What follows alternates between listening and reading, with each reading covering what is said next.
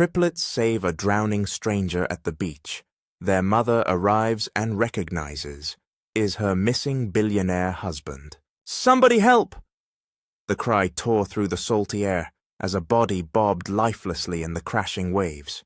Without hesitation, 3 small figures darted forward. 7-year-old triplets, Jalen, Jordan, and Jada Harris, splashed into the surf, their skinny legs kicking furiously against the pull of the tide. "Grab him, Jalen!" Jordan yelled, his voice swallowed by the roar of the sea. "I got him!" Jalen wrapped both arms around the stranger's shoulder, his little muscles straining. "He's sinking!" Jada screamed, pushing from behind with all the strength her small frame could muster. The man's limp body rolled toward them, heavy and frightening. For a terrifying moment, it looked as if the waves would swallow all 4. From the shore, Monica Harris leapt to her feet. The sandcastle contest her children had been waging only seconds earlier, now a distant memory. She had been smiling at their bickering, Jalen bragging about his moat, Jordan defending his towers, Jada insisting her castle was fit for queens, when everything changed in an instant. Now her heart pounded with panic. "Jalen!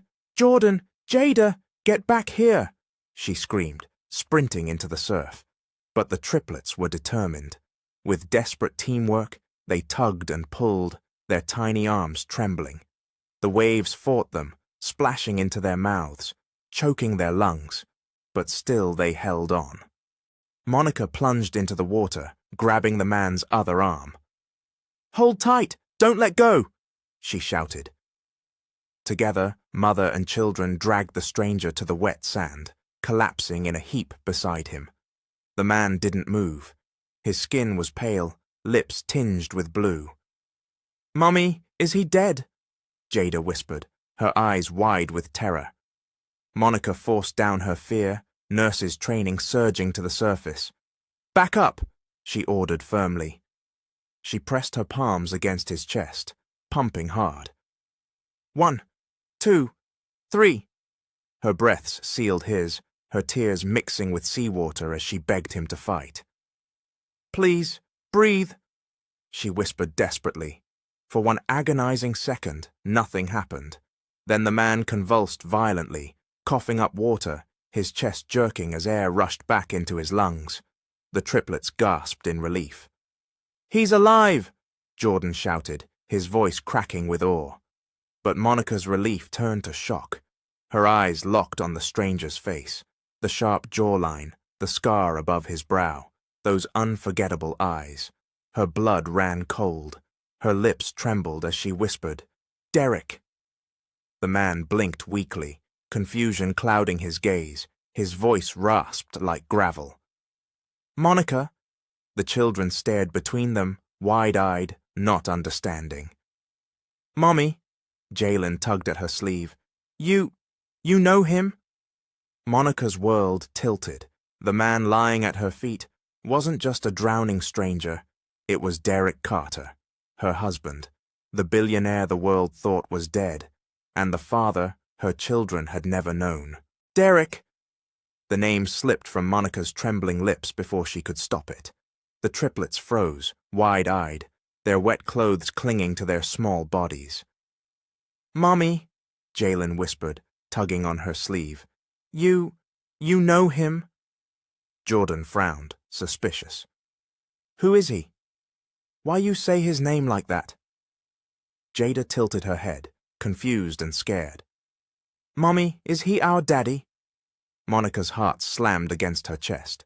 Her throat went dry, panic tightening like a rope around her neck. She couldn't answer. Not now. Not with her babies staring up at her, needing truth she wasn't ready to give. The man groaned, coughing violently, his chest jerking as more seawater spilled from his lungs. Slowly, his eyes fluttered open. He blinked against the sunlight, dazed and unfocused, but then his gaze landed on Monica. "Monica?" His voice was raw, gravelly, but laced with familiarity that made her knees buckle. She gasped, her world spinning. The sound of his voice, that deep timbre she thought she'd never hear again, dragged her back to memories she had buried. Wedding vows whispered in candlelight, promises under the stars, his laughter echoing through their old home. Number. She couldn't let those memories surface, not here, not in front of her children. "Stay still," she said quickly, her voice sharper than she intended. "Don't move. You need help." The triplets crowded closer, their faces full of innocent questions. "Mommy," Jada asked softly, "is he family?" Monica's heart shattered. She forced a brittle smile, swallowing her tears. "No, baby. He's just a stranger who needs help," but the lie burned on her tongue. Derek's weak hand twitched, as if reaching for her. "Monica, it's me. Please." She pulled back, her body stiff, hiding her trembling behind professionalism. "Don't talk. Save your strength." With practiced urgency, she waved down a group of lifeguards rushing toward them. "We need a stretcher now," she barked, sounding every bit the trained nurse she was. The lifeguards lifted Derek carefully, placing him onto a board. His eyes never left her, full of confusion, pleading, and a flicker of recognition that made her heart ache. The triplets trailed behind as Monica walked briskly beside the stretcher, her wet shoes slapping against the boardwalk. Jalen clung to her hand. "Mommy, why was he calling your name?" Monica squeezed his little fingers, forcing a steady voice. "He's confused. Sometimes people say strange things when they're sick. Don't worry." But inside she was crumbling. The man her children had risked their lives to save wasn't just any drowning stranger. He was Derek Carter, the man she once loved, the man the world believed dead, and the man her children didn't even know existed. As the ambulance door slammed shut, Monica turned her face away from the kids so they wouldn't see the tears streaming down her cheeks. How could she tell them the truth? The steady beeping of hospital monitors filled the quiet room, broken only by Derek's uneven breathing. His body lay still against the crisp white sheets, an IV feeding fluid into his veins. The man who once commanded boardrooms and headlines now looked fragile, almost ordinary. Monica sat stiffly in the corner, her damp scrubs clinging to her skin. She pressed her palms together, whispering silent prayers, though her mind raced in every direction. She still couldn't believe it. Derek was alive after 7 long years of silence, rumors, and grief. The doctor entered, flipping through a chart.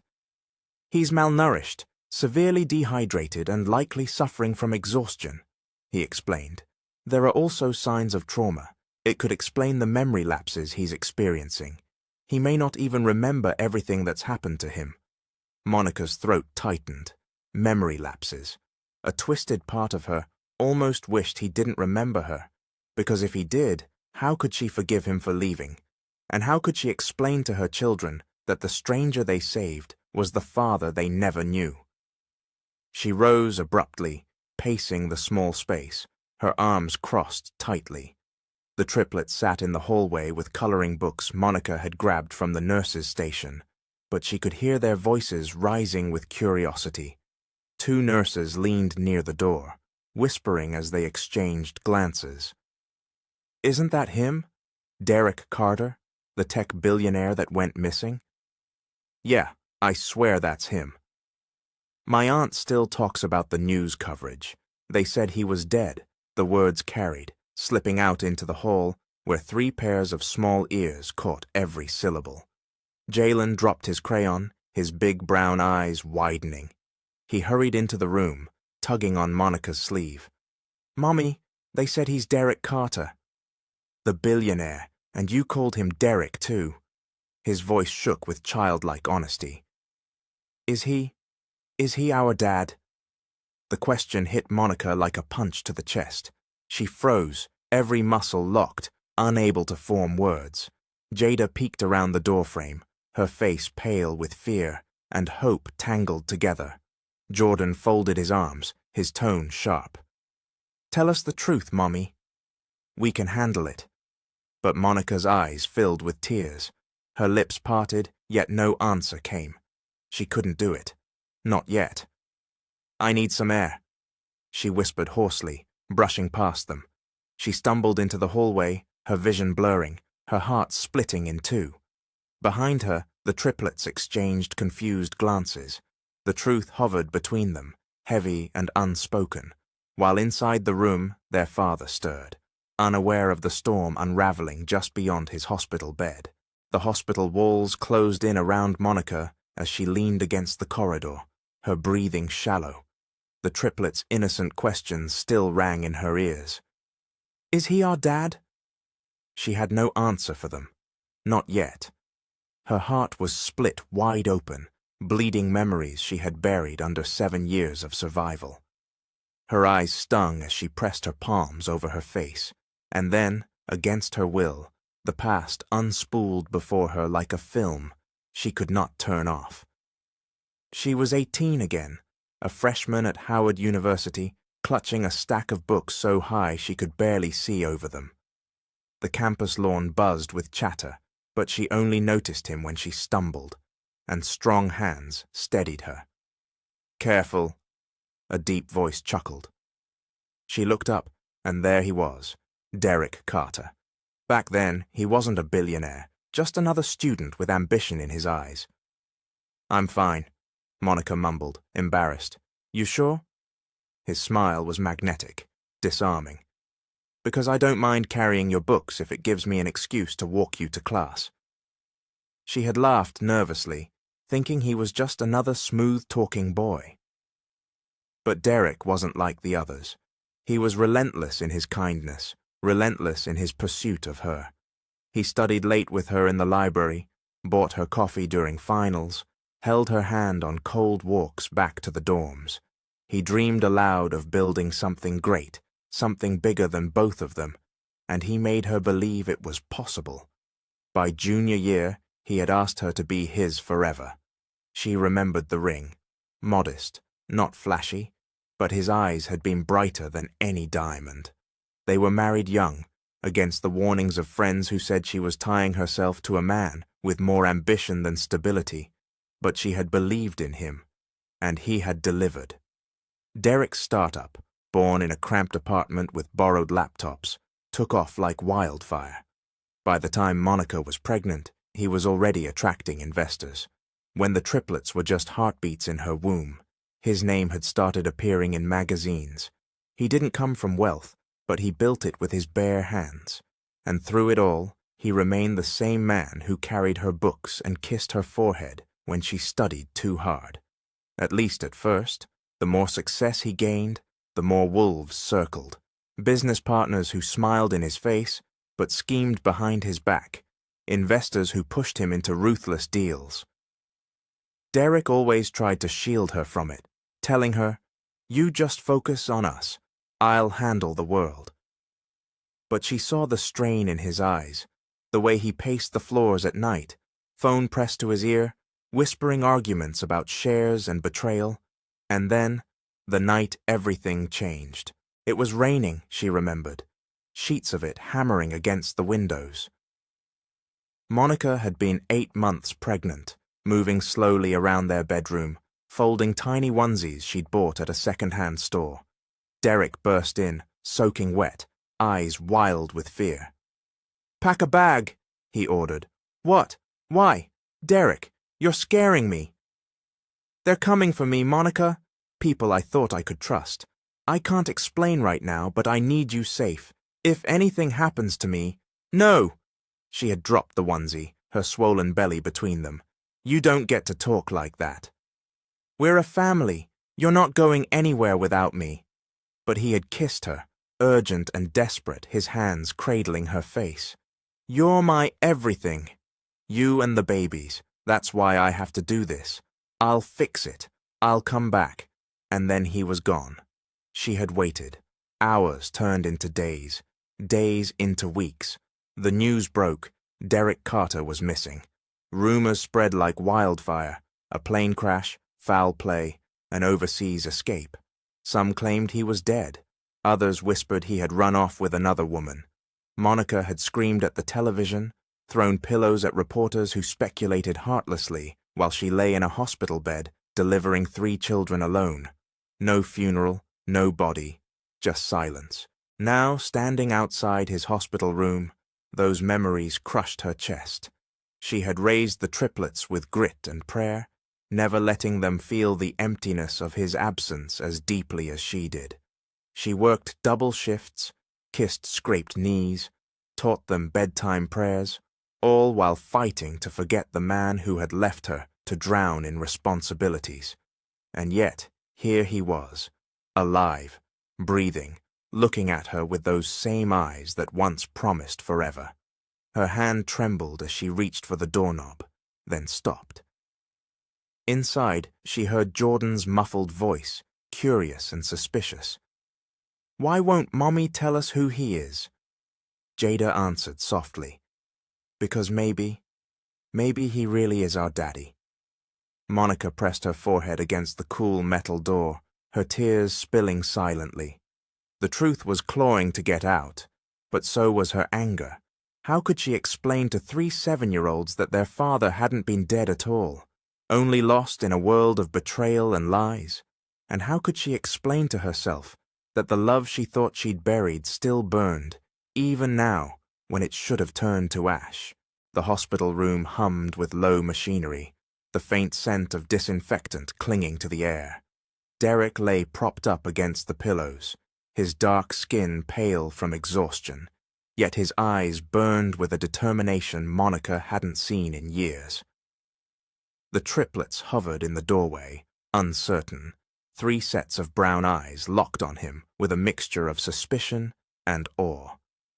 "Come in," Derek said softly, his voice raspy but steady. His gaze moved from one face to the next.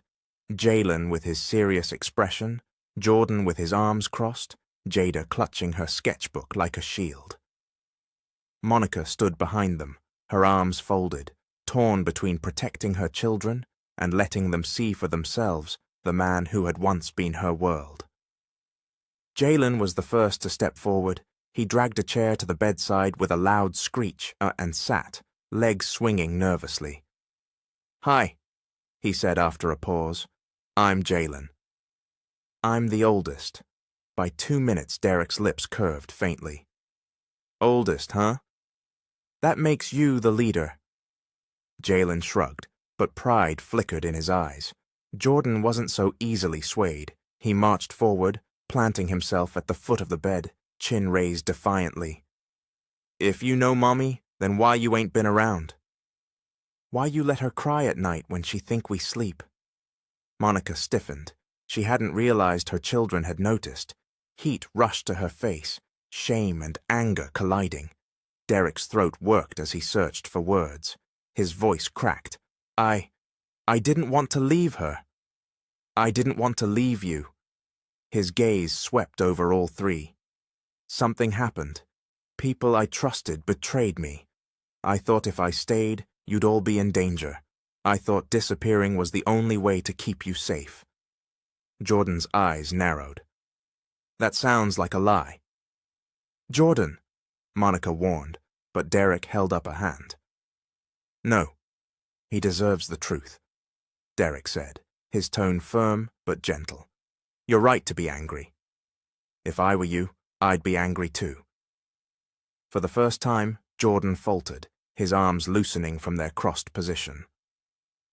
Jada had stayed quiet until then, lingering near the doorway. Her small hands clutched her sketchbook tightly against her chest. She finally shuffled closer, sliding it onto Derek's lap without a word. Derek looked down.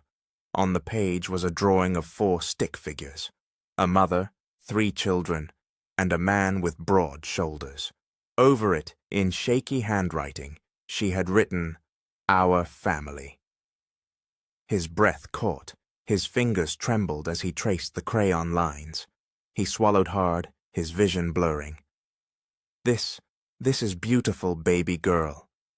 Jada's lips quivered, but she gave him a shy smile. "I drew it last year. I didn't know what you looked like, so I guessed." Derek pressed the paper against his chest, his voice breaking. It's perfect. The room fell into silence, heavy with emotions none of them knew how to carry. Finally, Monica cleared her throat, her voice sharp to cover her trembling. Children, give him some space. He needs rest, Jalen hesitated. But Mommy, I said now! Monica snapped.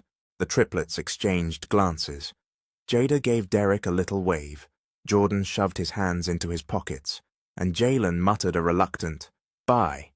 Then they shuffled out, their small footsteps echoing down the hall. Monica lingered behind, her arms crossed tightly over her chest. "Don't do that," she said, her voice low but cutting. "Do what?" Derek asked, though he already knew. "Don't look at them like that. Don't speak to them like that. Don't make promises you can't keep." Her eyes glistened with unshed tears, but her jaw was set. "They've grown up without a father. They don't need to get attached to you, only for you to disappear again." Derek sat straighter despite his weakness, meeting her glare with quiet resolve. "Monica, I didn't choose to leave, but I'll be damned if I let anyone take me away from them again." "From you again?" She shook her head, bitter laughter escaping. "You always talked big, Derek. Promises, dreams, empires. And then one night, you were just gone. Do you know what that did to me? To them?" His eyes softened. "I know.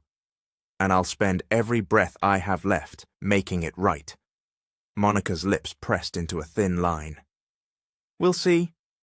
She turned on her heel, her scrubs swishing as she walked toward the door.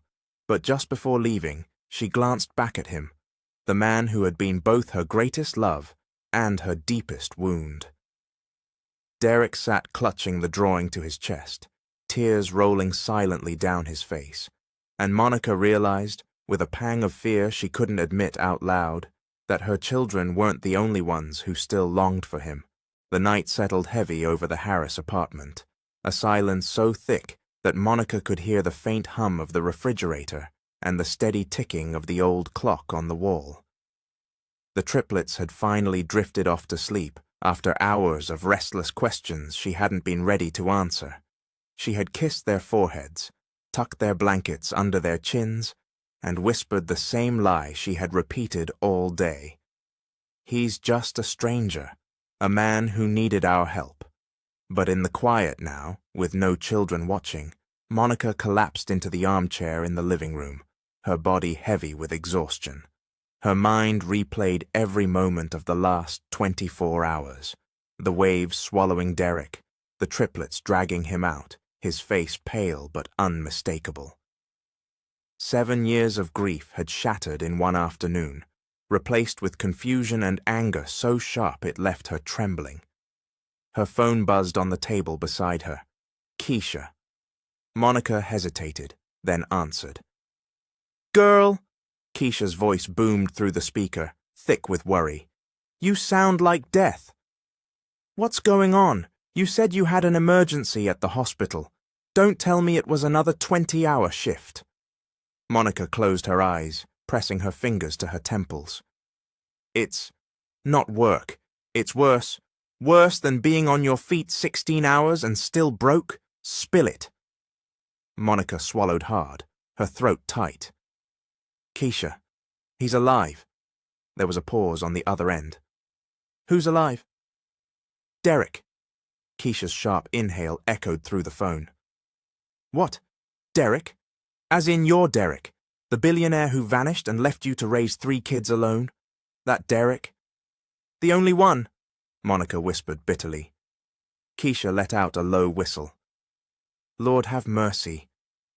Where's he been all this time? Did he just show up at your door?" Monica's voice cracked. "No. The kids found him. He was drowning at the beach. They pulled him out. I had to give him CPR. Wait. Hold up." Keisha's voice rose in disbelief. "So your baby saved his life, and now he's back like nothing happened?" Monica laughed, but it was bitter and laced with tears. back like a ghost that refuses to stay buried, and now they're asking questions. Questions I don't know how to answer. On the other end, Keisha's tone softened. You haven't told them? How can I? What do I say? Hey kids, surprise, the stranger you saved is your daddy, the man who abandoned us before you were even born.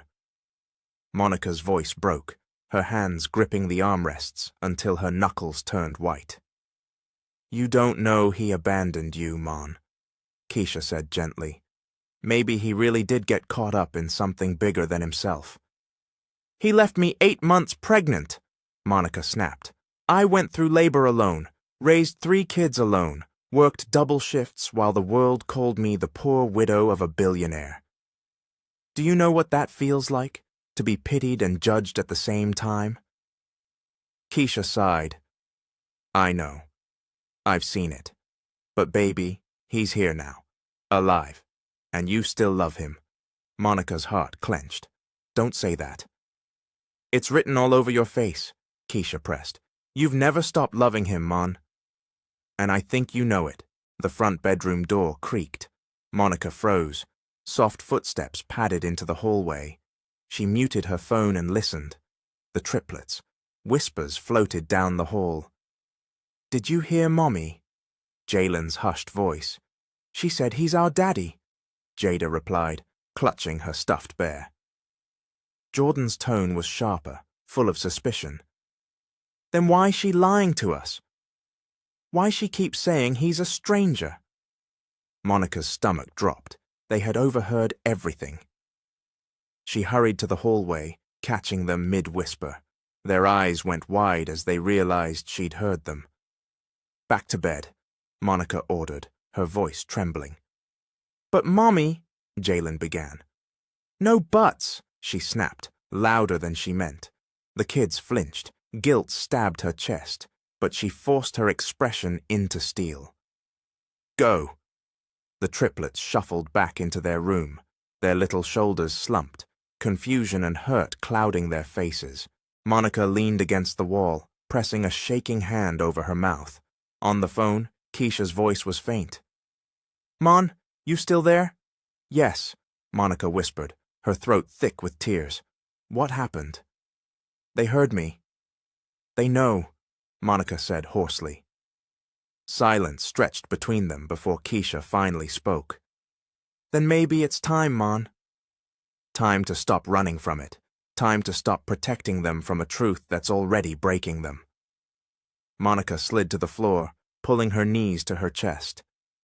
Keisha, I hate him for leaving me, for leaving us, but when I saw his face, when I heard his voice, she choked back a sob.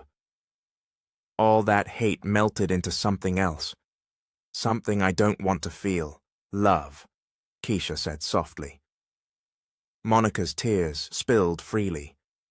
Yes, and that scares me more than anything. At the hospital, Derek stirred restlessly in his bed.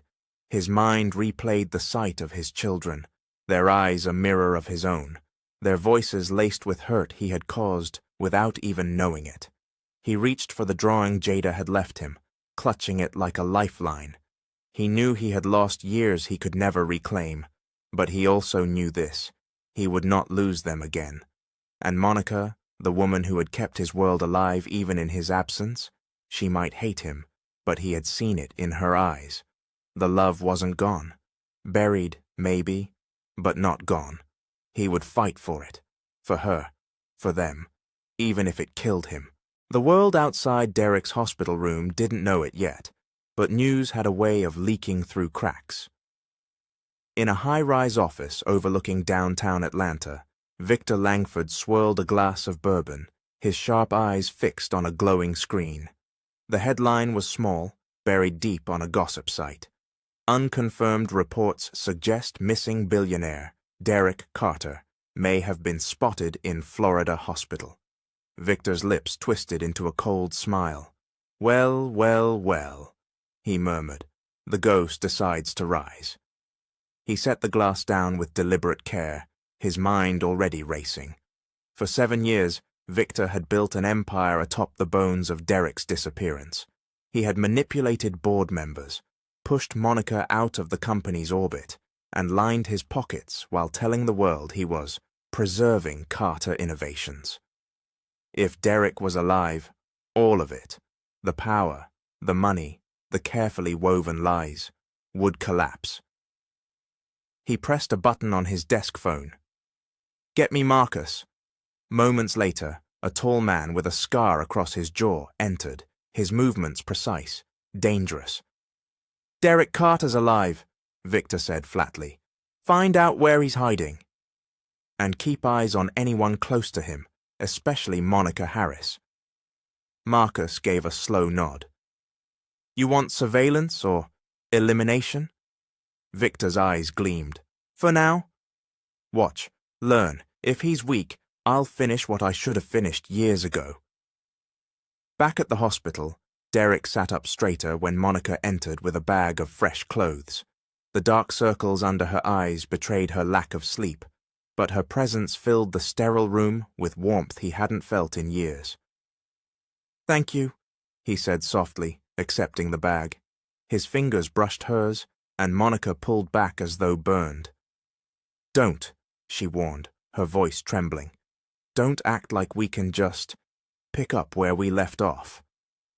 "I'm not asking for that," Derek said, though his eyes contradicted his words. "I just need time. Time with you. Time with them. Monica echoed bitterly. "You mean the children who don't understand why their mother has been lying to them?" His chest tightened. "I never wanted you to lie. And yet here we are." Silence stretched between them. Derek swallowed hard. "Monica, there are things you don't know. People who wanted me gone. Victor Langford is one of them. He'll come after me again. And now he'll come after you." Monica's face paled, but she crossed her arms, masking fear with defiance. "So not only did you leave me pregnant and alone, but you've dragged danger back to our doorstep?" "I didn't leave you," Derek insisted, his voice sharp. "I was forced out. And yes, danger followed me. But I won't let it touch you. Not this time." Later that afternoon, Monica picked the triplets up from school. The sun beat down, and children spilled onto the playground, their laughter filling the air. Jalen ran ahead, waving his spelling test with a proud grin. Jada clutched her art folder, humming softly. Jordan lagged behind, kicking at the pavement, still brooding from their unanswered questions. Monica smiled faintly, though her chest remained heavy. She reached for their hands when a strange sensation prickled at the back of her neck, the feeling of eyes on her. She turned sharply. Across the street, a black sedan sat idling, its tinted windows reflecting the schoolyard. Too clean, too deliberate. Her breath hitched. "Hurry!" she urged, pulling the children closer. Jalen frowned. "What's wrong, Mommy?" "Nothing, baby. Just let's get home quick." But her eyes darted back once more. The sedan pulled away slowly, melting into traffic, leaving only the hollow echo of unease behind. That night, Derek sat up in bed, his body still frail, but his mind sharper than it had been in years. The triplets had visited earlier, shy but curious, and the memory of Jada's drawing pressed against his chest like armor. Monica stood at the window, arms folded, staring at the city lights beyond the hospital glass. "You saw them, didn't you?" Derek said quietly. She didn't turn. "The car?" "Yes." Her shoulders stiffened. "So it's true. Whoever hunted you before is watching us now." Derek swung his legs over the side of the bed, grimacing at the effort. "That's why I can't walk away again." "I won't." Monica finally turned, her eyes flashing with anger and fear. "You're barely strong enough to stand, Derek." "How do you expect to fight men like that?" "Because this time I'm not fighting alone," he said firmly. "I have something worth protecting. You, our children." Her lips parted, but no words came. For a moment she saw the man she had once married. Not the billionaire, not the ghost, but the fighter who had built everything from nothing. The man who had carried her books at Howard, who had sworn he would always take care of her. The love she had buried surged up like a wave threatening to drown her. She turned back to the window, hiding her tears. "Don't promise what you can't keep," she whispered. "I'll keep this one," Derek said, his voice steady with conviction. And in the shadows of the parking lot below, Marcus watched from the driver's seat of the black sedan, a camera clicking softly in his hand. The cafeteria smelled of pizza and spilled milk, the kind of chaos only an elementary school could contain. Jalen, Jordan, and Jada sat together at their usual table, lunch trays in front of them. They picked at their food, trading bites like they always did. Jalen handing his fries to Jada, Jada slipping her cookie to Jordan. But the laughter around them didn't include them. A group of kids at the next table whispered and giggled, their eyes darting toward the triplets. "Hey!" one boy called out, his voice loud enough to carry. "Ain't y'all the kids with no daddy?" The words sliced through the noise. Jordan's jaw clenched.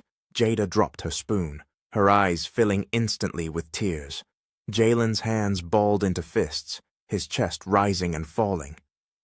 "Shut up," Jordan snapped, standing so quickly his chair scraped against the floor.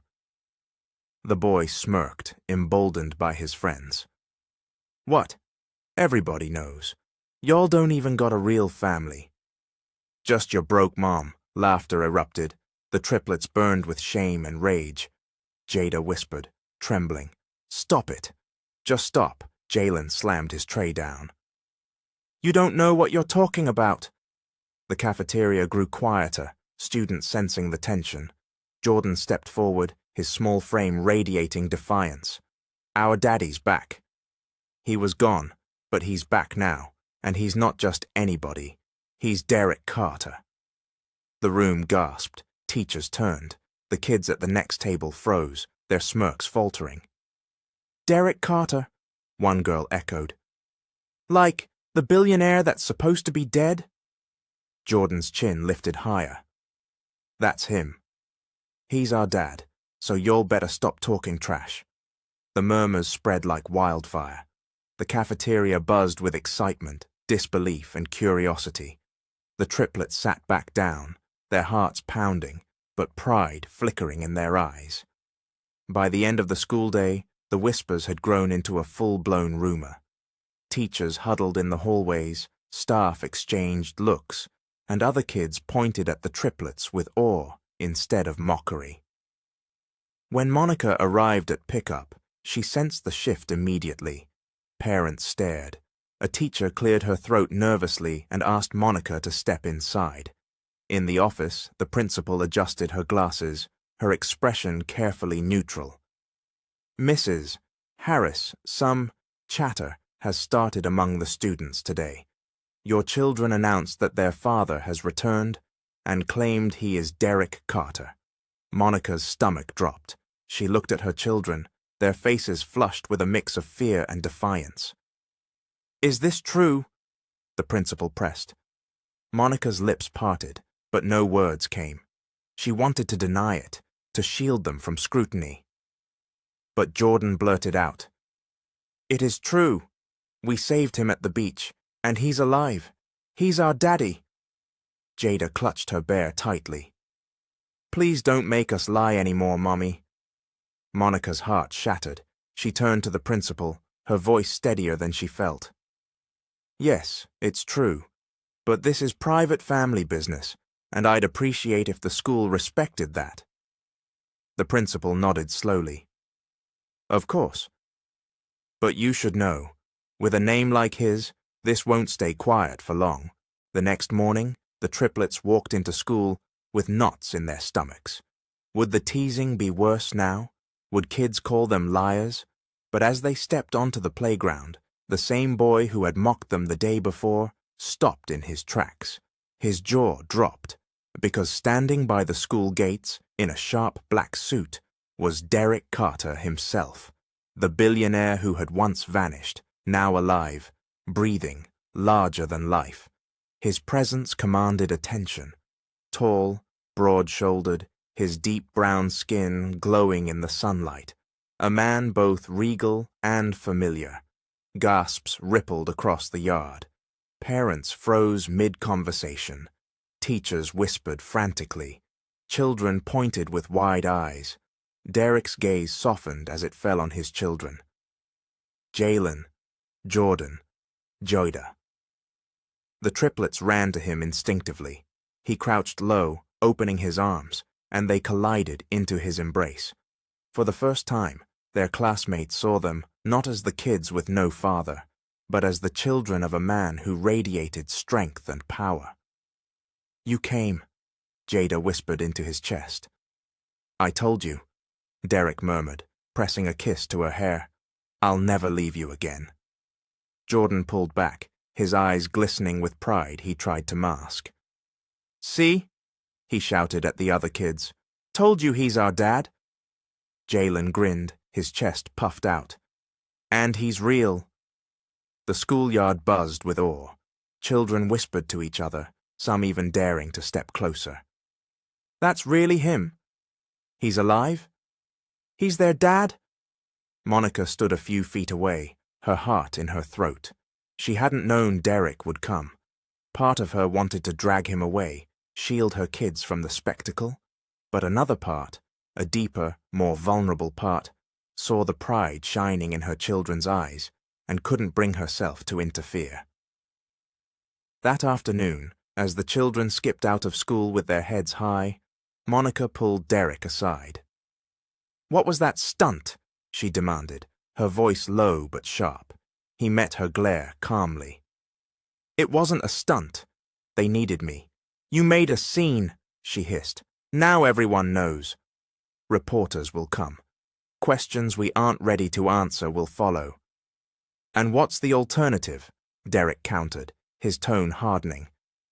"Let them be mocked as fatherless? Let them carry shame they don't deserve. No, Monica, I won't let them hide anymore. They have a father, and the world needs to see it."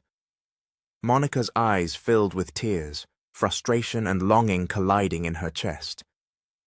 "Do you have any idea what it's been like? Watching them cry, watching them ask about you, watching them wonder if they were enough to keep you here?" "I do," Derek said softly. "Because I lived it too. I thought of them every day, and I thought of you."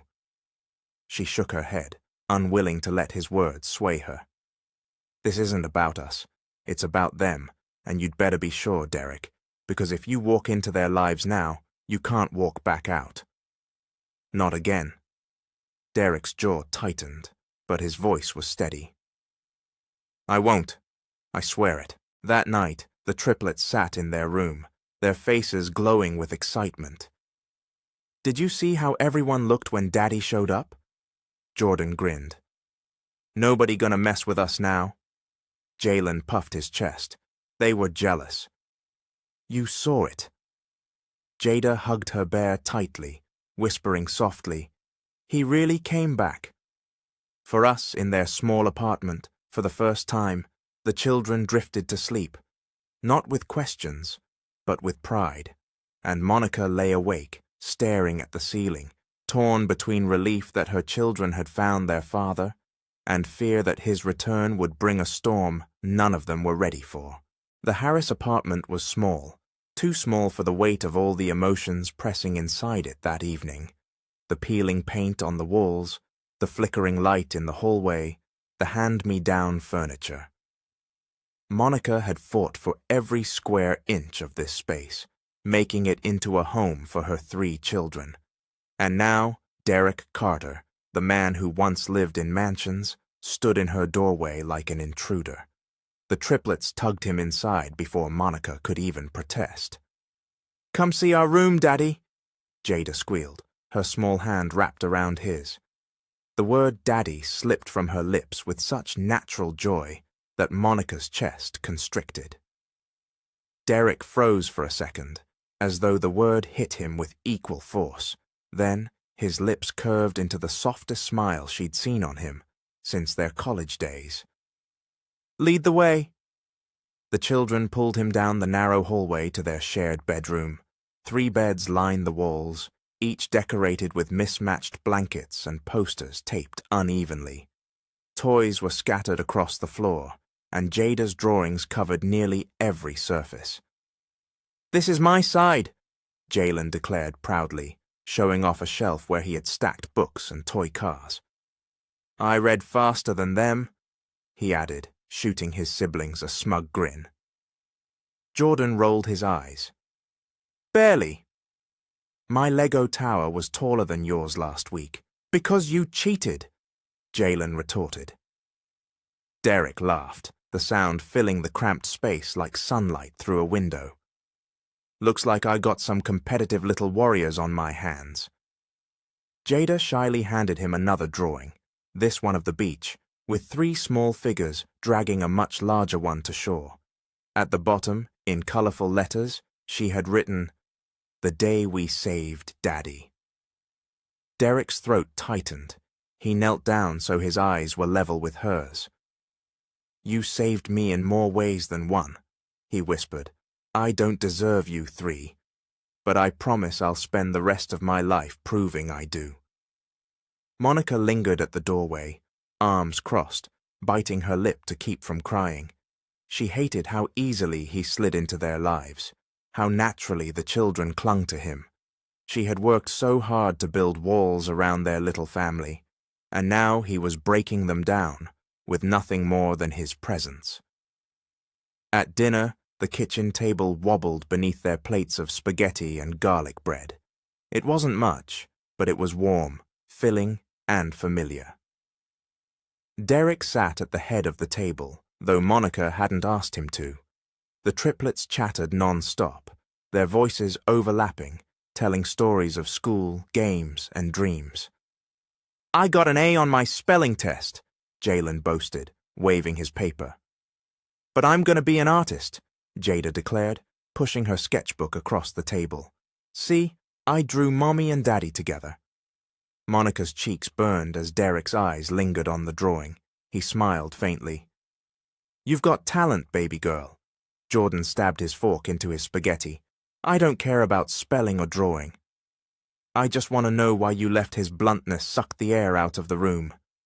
The twins froze, looking at Derek expectantly. Monica braced herself, ready to intervene. The twins froze, looking at Derek expectantly. Monica braced herself, ready to intervene. Derek set his fork down slowly. His gaze met Jordan's, unwavering. "I didn't want to leave. People I trusted betrayed me. They took everything I built, and they tried to take my life. Staying would have put you, your mother, and all of you in danger." Jordan's brows furrowed. "So you thought we'd be better without you?" Derek's voice cracked. "No, not better, but safer. And it was the biggest mistake of my life." Silence hung over the table. Then Jalen reached out and patted Derek's hand, his voice small. "We're glad you're back now." Jada nodded eagerly. "Me too." Even Jordan's hardened face softened, though he said nothing. Monica's chest ached. She had spent years teaching her children resilience, independence, strength. And here was Derek, undoing all of it with one simple truth. They had wanted him all along. After dinner, the triplets curled up on the couch with Derek, piling on top of him as if afraid he might disappear again if they let go. He read them a bedtime story, his deep voice rumbling through the small apartment, and for a moment, Monica saw them all as they might have been, a family, whole and unbroken. When the children finally drifted to sleep, Monica stood by the kitchen sink, rinsing plates that didn't need rinsing, just to keep her hands busy. Derek approached quietly, leaning against the counter. "You've done an incredible job, Monica. They're smart, brave, beautiful, all because of you." Her throat tightened. "Don't flatter me." You weren't here to see the nights they cried, the nights I wondered if I could afford food, the nights I prayed for strength just to keep going. I know, Derek said softly, and I hate myself for it. He reached out, his fingers brushing her arm. But I'm here now. Let me help you. Let me help them. For a split second, she let herself remember the warmth of his touch, the safety she used to feel when he was by her side. Her body leaned toward him instinctively before she caught herself, jerking back. No, she whispered fiercely, her voice trembling. I can't just forget what you put us through. I can't let myself feel this again. Derek's eyes softened, but determination burned behind them. I'm not asking you to forget. I'm asking you to give me a chance to make it right. Monica turned away, blinking back tears.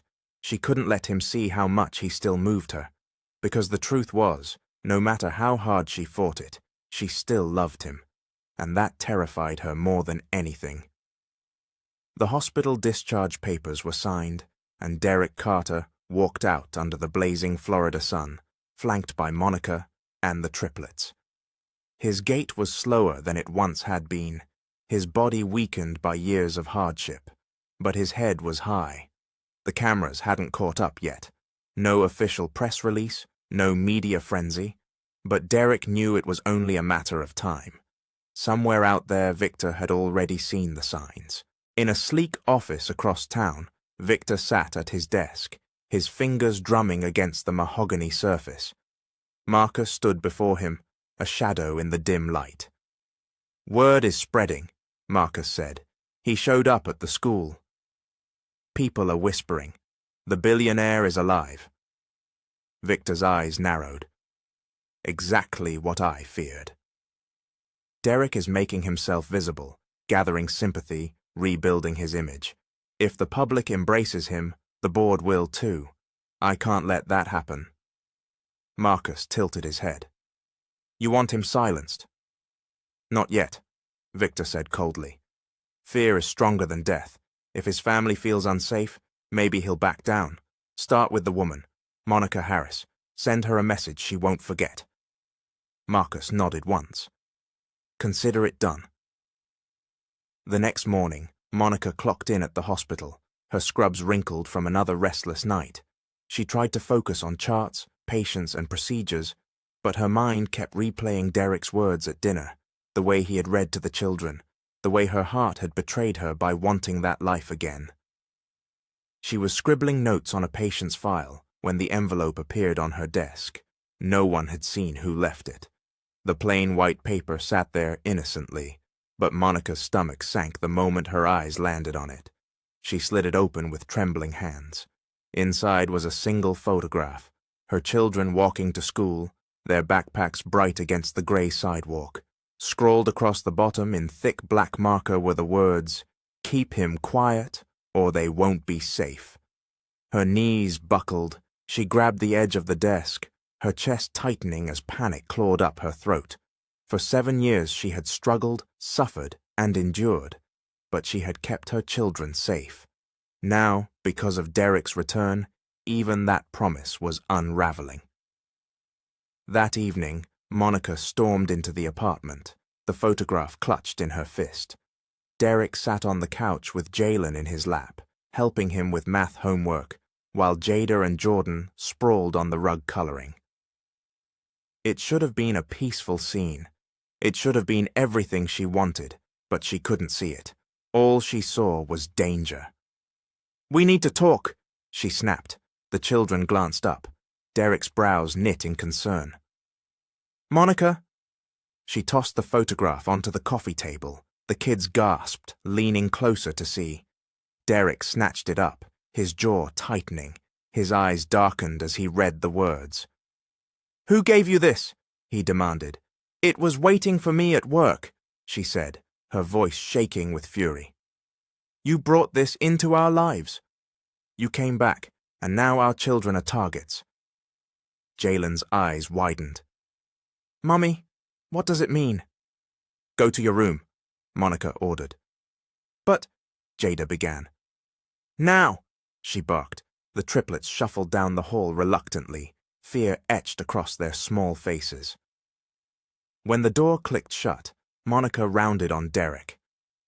This is exactly why I didn't want them to know you. You disappeared once, and we survived. But this is worse. They're watching us, threatening us. My babies could get hurt. Derek rose to his feet, towering over her, his voice low but steady. And that's exactly why I won't run again. Victor is behind this. I know it. He thinks he can scare me back into hiding, but I won't let him touch you. Or them, Monica's hands trembled. How? How can you protect us? You can barely walk a block without losing your breath. You don't have the company anymore, the security, the power. You're not the man you used to be. Her words were crueler than she intended, but the fear behind them sharpened her tongue. Derek flinched, but his jaw set firmly. You're wrong, he said quietly. I may not have my empire, but I have my family.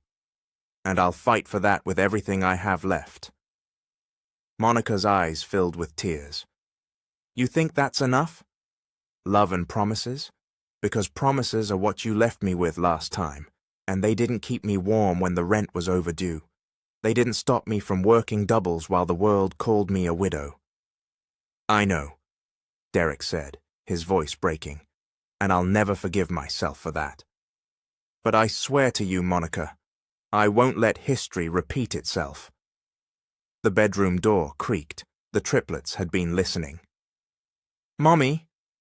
Jada's small voice wavered as she stepped into the hall. Are we in danger? Monica's breath caught. She knelt quickly, pulling her daughter into her arms. No, baby. Mommy won't let anything happen to you. But Jada's big eyes flicked to Derek. Will Daddy protect us too? Derek knelt beside them, placing a hand gently on Jada's shoulder. With my life, if, he vowed. His voice was soft, but carried the weight of an oath that reached beyond time and circumstance. Jalen and Jordan crept out behind their sister, both of them silent but watchful. Monica saw it in their eyes. They wanted to believe him. They needed to believe him, and that terrified her most of all, because if he failed again, their hearts, and hers, would shatter beyond repair. That night, after the children finally fell asleep, Monica stood at the window, staring at the parking lot below. A black sedan sat under the flickering streetlight, its engine humming quietly. Watching, waiting. Derek joined her, his hand brushing against hers. For once, she didn't pull away. They stood in silence, two warriors battered by life, staring at the storm gathering on their horizon, and Monica realized with a shiver that whether she trusted him or not, their fates were bound together again. The black sedan disappeared just before dawn, leaving only the echo of its engine in the night, but the sense of being watched clung to Monica's skin like smoke she couldn't wash off. She had barely slept, pacing the narrow apartment while the triplets tossed and turned in their beds. Derek had sat silently by the window for hours, eyes trained on the street below, shoulders tense like a soldier on guard duty. Every so often, he scribbled something on a scrap of paper, muttering under his breath. By the time the sun rose, Monica's patience had frayed. "What are you writing?" she asked sharply, arms crossed. Derek didn't look up. "Names, numbers, people I can still trust."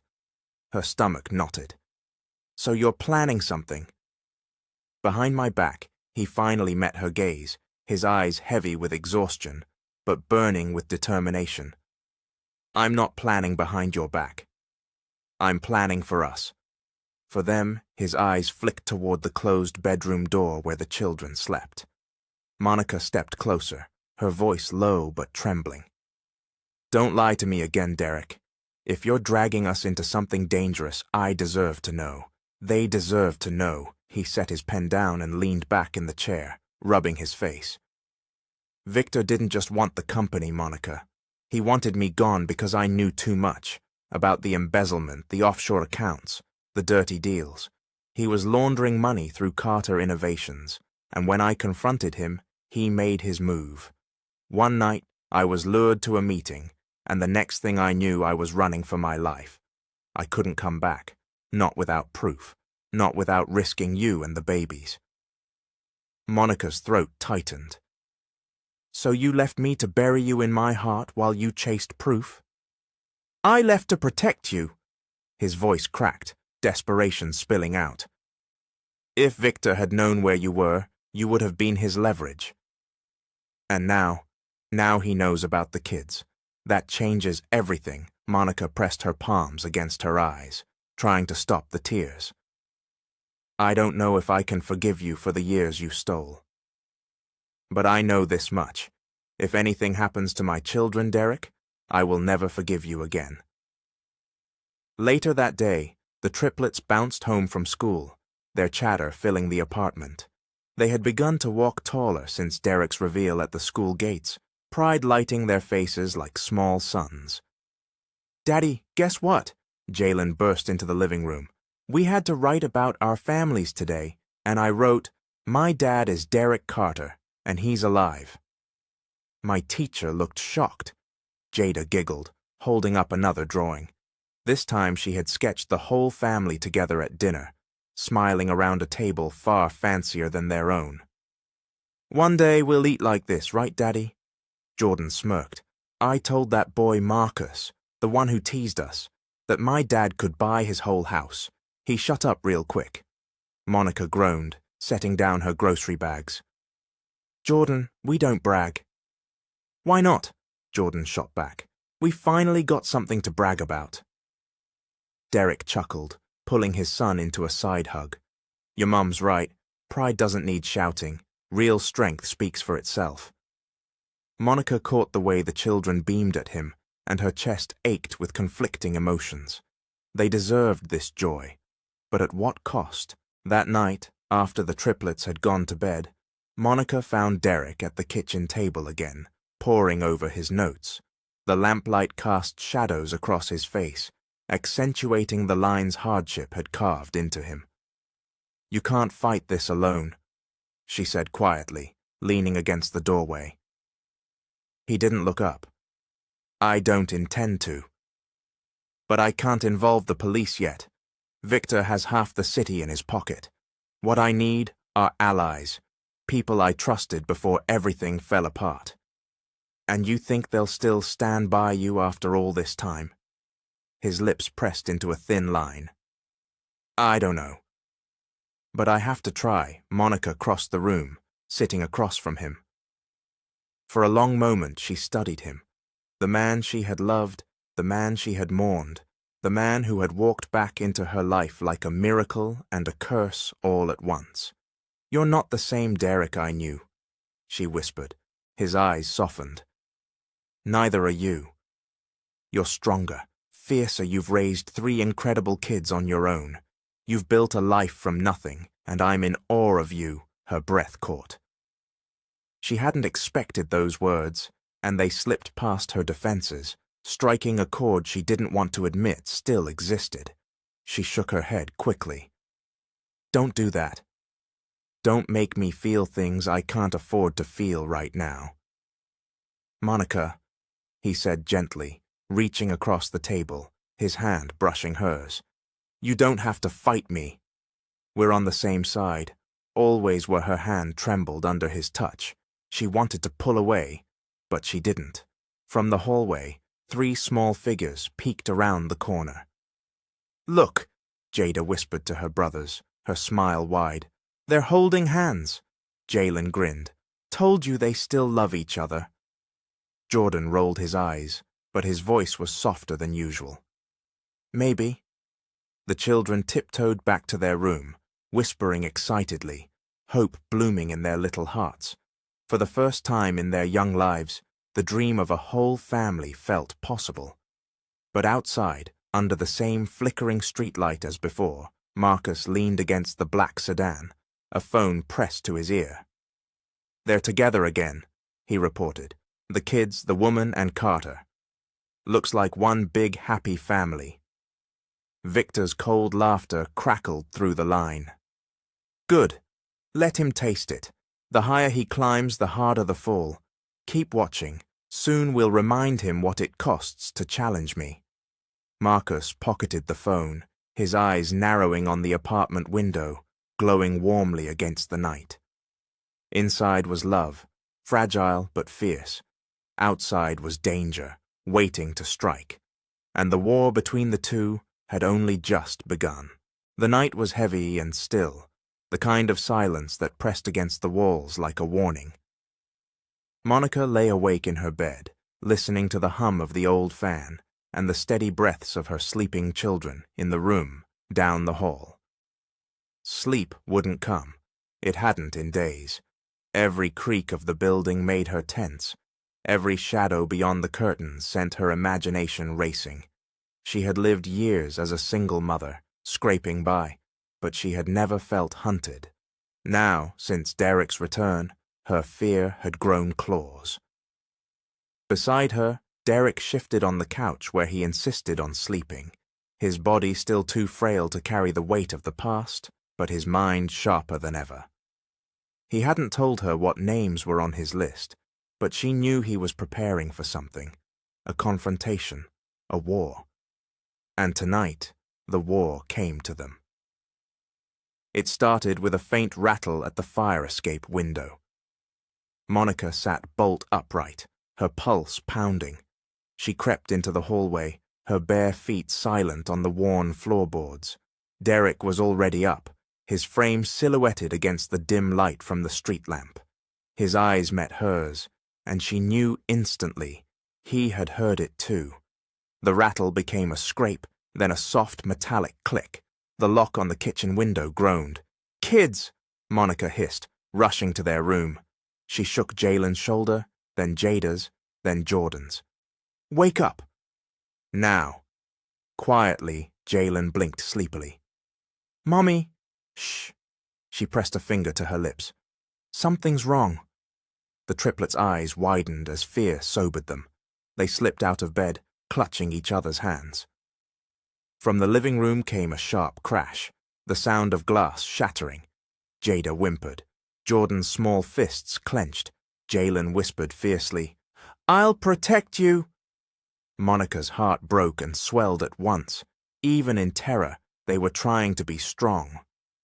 The first intruder stepped into the apartment, his face hidden beneath a ski mask, a crowbar glinting in his hand. Behind him, another followed, larger, his movements predatory. Marcus slipped in last, calm and deliberate, his scar catching the light. His eyes swept the apartment like a hunter tracking prey. "Search everywhere," he ordered. His voice was low but sharp. "The kids are the leverage. Find them!" Monica pressed her children into the narrow gap between their bed and the wall, whispering urgently, "Stay down. Don't make a sound." Then she grabbed the heavy lamp from the dresser and crept into the hall. Her pulse thundered in her ears. She had spent 7 years fighting for survival, and tonight she would fight again, tooth and nail, for her babies. Derek met the first intruder head-on in the living room. His body was weaker than it had been in his prime, but adrenaline surged through his veins. He grabbed the man's wrist before the crowbar could swing, twisting with all his strength. The intruder yelped, stumbling, and the crowbar clattered to the floor. Derek snatched it up, brandishing it like a weapon. "You picked the wrong family," he growled. The second man lunged from behind, tackling Derek to the floor. The air rushed from his lungs. Pain flared in his ribs, but he refused to let go of the crowbar. Monica burst from the hallway, swinging the lamp with all her might. It smashed against the second intruder's back, sending him sprawling. "Stay away from my children!" she shouted, her voice fierce and unrecognizable even to herself. Marcus stepped forward, his movements calculated. He didn't rush, didn't stumble. He merely drew a knife from his belt, the blade gleaming. "Monica Harris," he said smoothly, almost mockingly, "you've got fight in you." I can see why Derek loved you. Her stomach twisted. If you touch them, I swear.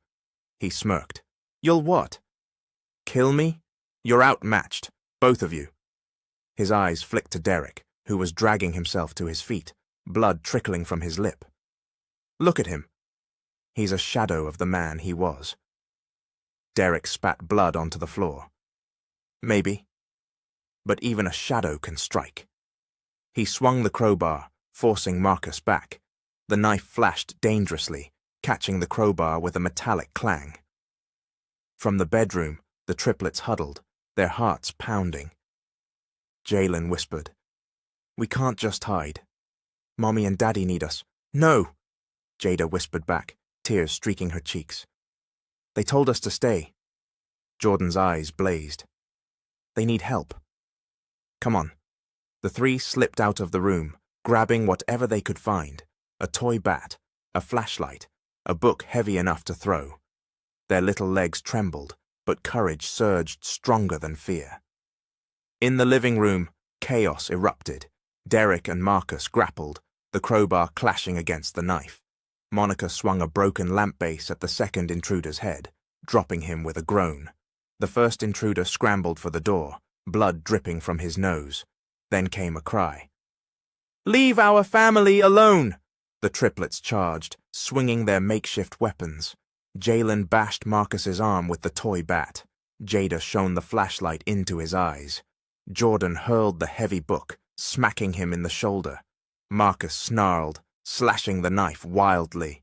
Monica screamed, diving forward to shield her children. But Derek was faster. He swung the crowbar with everything he had left, connecting with Marcus's hand.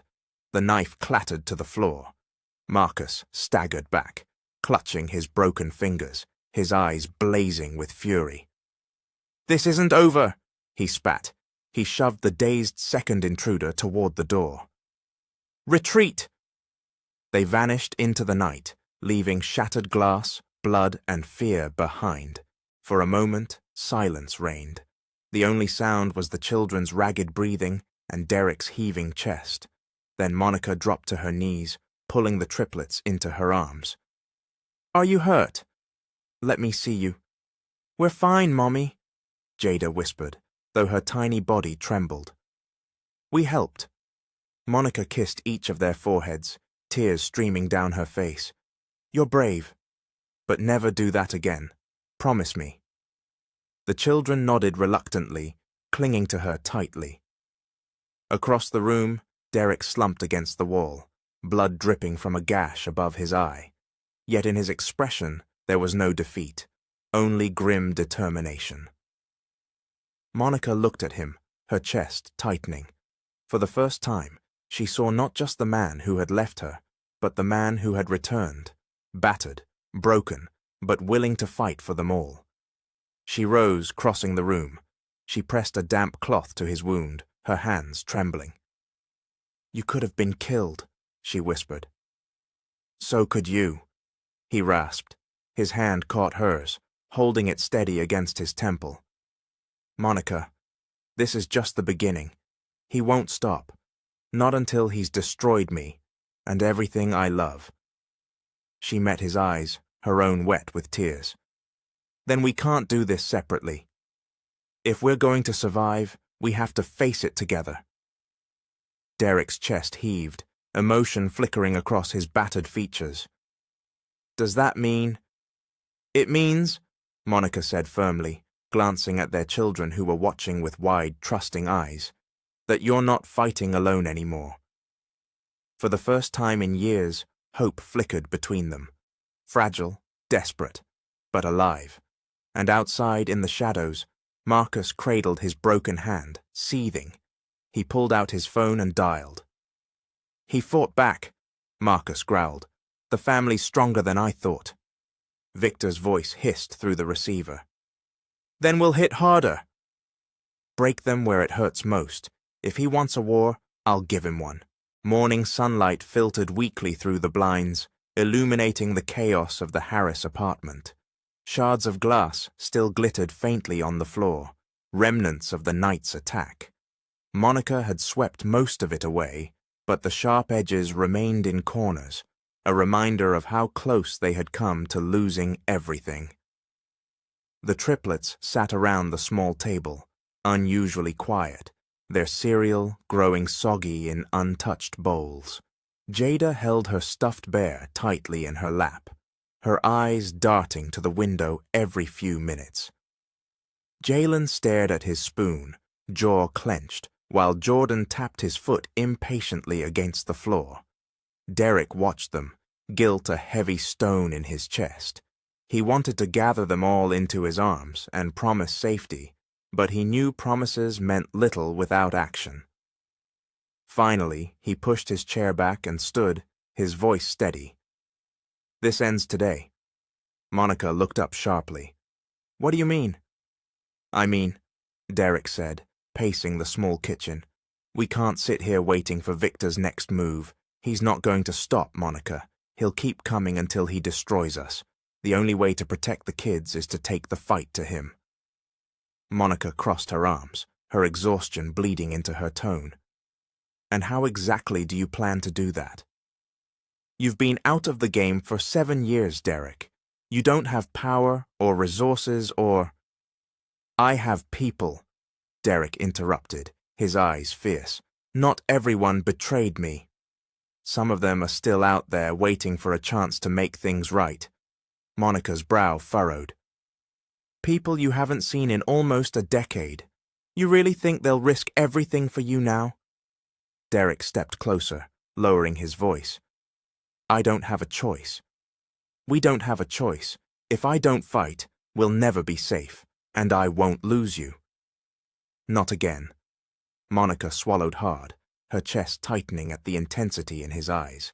Part of her wanted to scream at him, to demand he stop dragging them into danger. But another part, the part that still remembered the man who built his empire from nothing, whispered that maybe, just maybe, he could win. "Fine," she said finally, her voice laced with resignation. "But if we do this, I'm involved. You don't get to keep secrets from me anymore." Derek nodded solemnly. "Agreed." That afternoon, Monica found herself in a downtown cafe that smelled faintly of burnt coffee and fried food.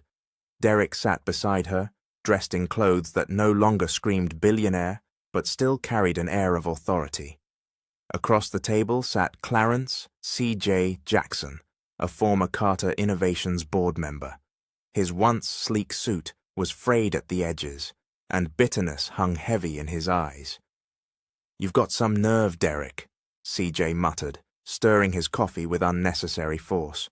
"The world thought you were dead." "Hell, I thought you were dead, and now you show up, expecting me to risk my neck." "I'm not asking for blind loyalty," Derek said evenly. "I'm asking for justice. Victor destroyed both of us. He stole my company and he forced you out when you wouldn't play dirty. We have proof." "Proof?" C.J. scoffed. "Victor's buried everything. He owns judges, politicians, cops. What do you have, Derek? A few old allies and a family to protect? That's not a plan. That's suicide." Monica bristled. "So you'd rather sit here and do nothing? Let Victor keep destroying lives while you sulk over spilled coffee?" C.J. blinked, startled by her sharpness. He glanced at Derek, then back at Monica. "She's feisty." "She's right," Derek said firmly. "We can't beat Victor alone. But with you, with others who still believe in what Carter Innovations stood for, we stand a chance." For a long moment, C.J. studied them, his jaw working. Then he sighed, slumping back in his chair. "There's a man in New York, a whistleblower. He used to handle Victor's overseas accounts. If anyone has the paper trail you need, it's him. But if Victor finds out you're sniffing around, he'll try to kill me again," Derek finished. C.J. smirked grimly. "Exactly." While their parents were downtown, the triplets faced a battlefield of their own. At school, the story of Derek Carter's return had spread like wildfire. Some kids stared in awe, whispering about billionaires and bodyguards. Others sneered, unwilling to let go of their cruelty. Bet he's not even your real dad, one boy taunted Jordan in the hallway. Bet your mom just made that up. Jordan squared his shoulders, his fists itching. Say that again. The boy laughed. What's he gonna do? Buy me a mansion? He's old and broke. My dad says rich men don't drown in the ocean unless they're stupid. Before Jordan could swing, Jalen stepped in, his voice sharp. Don't talk about our dad. You don't know him. Jada clutched her drawing folder, her eyes flashing with tears. He's real. And he loves us. The confrontation drew a crowd. Teachers broke it up quickly, but the whispers lingered. By the end of the day, every parent, student, and teacher in the building knew that Derek Carter's children had claimed their father proudly, and among them was a man who didn't belong, a janitor no one recognized, who lingered near the doors with eyes too sharp for his mop. When Monica and Derek returned home that evening, the kids ran to greet them, their faces glowing with defiance and pride. We told them, Jordan announced. We told everyone you're our dad, and we don't care what they say. Monica froze. You... what? They can't make fun of us anymore, Jada added, because we're not ashamed. We have a daddy now. Derek's chest swelled with pride, but Monica's stomach twisted. She pulled him aside, her voice low and furious. Do you hear what they just said? They announced it to the whole school, to the whole neighborhood. Do you know what that means? It means they're proud, Derek said softly. It means they finally feel whole. It means Victor knows exactly where to hit us, Monica snapped. Even as she spoke, the phone rang. Monica snatched it up, her heart racing. A distorted voice crackled on the other end. Tell your children to keep quiet, Mrs. Harris. If they don't, next time we won't just break windows. The line went dead. Monica's hand trembled as she lowered the phone. The triplets stared, confused by her pale face. Derek's eyes darkened like a storm. That's it, he growled. No more hiding. No more waiting. It's time to take Victor down, once and for all. That night, after the children were asleep, Derek and Monica sat at the kitchen table, papers and notes spread out between them. We'll need to move quickly, Derek said, sketching out names, routes, connections. Victor has eyes everywhere. But if we can get to this whistleblower CJ mentioned, we'll have the leverage we need. Monica leaned forward, exhaustion written across her face. And what happens if we fail? What happens if the kids get caught in the crossfire? Derek reached across the table, taking her hand. Then we don't fail. We can't. I swear to you, Monica, I'll protect them with my life. Her eyes softened despite herself. For the first time, she saw not just a broken man clawing his way back, but a father willing to sacrifice everything. She squeezed his hand, her voice steady. Then we fight together. In the silence that followed, something shifted between them. Not forgiveness, not yet, but trust, fragile and flickering, had begun to return. And outside, in a parked car, under the flickering streetlight, Marcus reported to Victor once more. They're moving. Planning something, Victor's voice was a hiss of venom. Let them. The higher they climb, the harder they'll fall. Next time we take the children. The courthouse steps were a circus. Cameras flashed like lightning, reporters shouted questions over one another, and microphones jutted forward like weapons. The Harris family tried to push through the chaos, but the crowd swelled on all sides. Mr. G. Carter, where have you been for 7 years? Is it true Victor Langford saved Carter Innovations after you abandoned it? Mrs. Harris, how does it feel to have your dead husband suddenly back in your life? Kids, do you know your father? The triplets clung tightly to Monica's hands, their wide eyes darting nervously. Jada pressed her face into her mother's side, while Jalen glared at the cameras with defiance. Jordan hissed under his breath. "They're like vultures." Derek moved ahead, shielding them as best he could. His body wasn't as strong as it once had been, but his presence still commanded attention. "Keep moving," he urged, his voice low but firm. Monica's heart hammered as they finally slipped inside the courthouse. The noise of the outside world faded, replaced by the sterile hum of security machines and the shuffle of lawyers in pressed suits. For a moment she caught Derek's eye. He gave her a small nod, and despite her fear, she felt a flicker of strength. Today wasn't just about reclaiming a company, it was about reclaiming their lives. The courtroom itself buzzed with energy. Rows of spectators filled the benches, reporters scribbled furiously in notebooks, and the judge presided with a steely gaze. On one side sat Derek, Monica, and their small team of allies, including CJ, who had reluctantly agreed to testify. On the other side lounged Victor Langford in a tailored suit, his smirk radiating confidence.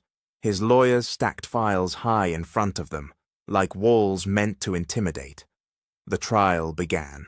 Derek's attorney rose, voice strong.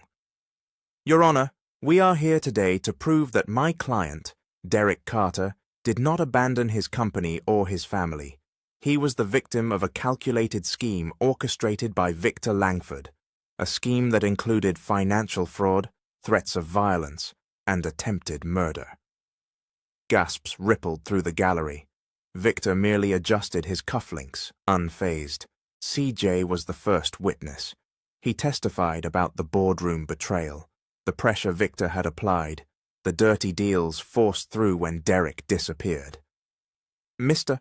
Langford," CJ said, glaring across the courtroom, "is no savior. He is a thief. He stole Carter Innovations out from under its founder, and he lined his pockets while doing it." Victor's lawyer objected, calling it hearsay, but the judge allowed most of it to stand. The tide seemed to tilt, however slightly, in Derek's favor. Next came documents, bank transfers, offshore accounts, records smuggled out by the whistleblower CJ had pointed them toward. Each page painted Victor as more corrupt than the last. Derek sat straighter, hope flickering in his chest. For the first time in years, justice felt possible. Then it was Monica's turn. She walked to the stand, her legs trembling but her chin high. The triplets sat in the front row, eyes wide, watching their mother like hawks. "Mrs. Harris," Derek's attorney began gently, "can you tell the court about the night your husband disappeared?" Monica swallowed hard, her voice cracking at first. "I was 8 months pregnant. Derek came home looking terrified. He told me people he trusted had betrayed him, that he had to leave or we'd all be in danger. I begged him to stay, but he promised he'd come back." Her eyes flicked to Derek. He looked at her with such raw emotion she nearly lost her composure. She steadied herself. "He didn't come back. For 7 years, I raised our children alone. I believed he was dead. The world told me he was dead. But then, my children found him, drowning, and I realized he hadn't abandoned us. He had been running for his life." The courtroom hung on her every word. Victor's lawyer rose for cross-examination, his tone dripping with disdain. "Mrs. Harris, isn't it true that Mr. Carter left without explaining where he was going? Isn't it true he left you destitute?" Monica stiffened. "He left because he thought it would protect us." The lawyer smirked. "Or because he couldn't handle the pressure of fatherhood and responsibility." "Objection," Derek's attorney barked. "Sustained," the judge said sharply, but the seed of doubt had been planted. Then Victor made his move. His lawyer presented a series of photographs, grainy, blurred, but clear enough to stir whispers through the courtroom. In them, Derek appeared with a woman in a foreign city, laughing, dining, even holding hands. Monica's stomach dropped. "These photographs," Victor's lawyer declared, "show that Mr. Carter wasn't hiding from enemies. He was hiding with his mistress. He abandoned his family by choice." The gallery gasped. Cameras clicked furiously. Victor leaned back in his chair, his smirk widening. Derek shot to his feet. "That's a lie. Those photos are doctored. I don't even know that woman." But Monica's hands trembled. For a moment the air left her lungs. Memories of lonely nights, of doubting herself, of wondering if Derek had found someone else. All of it came rushing back. The triplets looked at her, confused and scared. "Mommy?" Jada whispered, but Monica couldn't answer. Her faith in Derek wavered, just when he needed her most. The judge banged the gavel for order, but the damage was done. Victor had planted poison in the narrative, and the courtroom buzzed with uncertainty. Derek turned to Monica as court adjourned for the day, desperation etched across his face. "Monica, you have to believe me. I never betrayed you. I never stopped loving you." Monica blinked back tears, torn between the man she remembered and the storm of doubt now raging inside her. She wanted to believe him. God, she wanted to. But the world had taught her that hope was dangerous, and as Victor strutted out of the courtroom, his laughter echoing faintly, Monica realized the battle wasn't just for the company, it was for the truth itself. That night in their small apartment, the family sat in silence. The children whispered questions Monica couldn't answer. Derek sat at the table, fists clenched, trying to find words that would undo the lies. Finally, Monica spoke, her voice hollow. "If we're going to win this, Derek, you'd better have proof. Not just words, proof that he's lying." Derek met her gaze, his eyes blazing with determination. "Then I'll get it. Whatever it takes."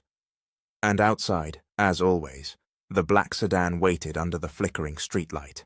The weight of Victor's lies lingered long after the gavel struck adjournment.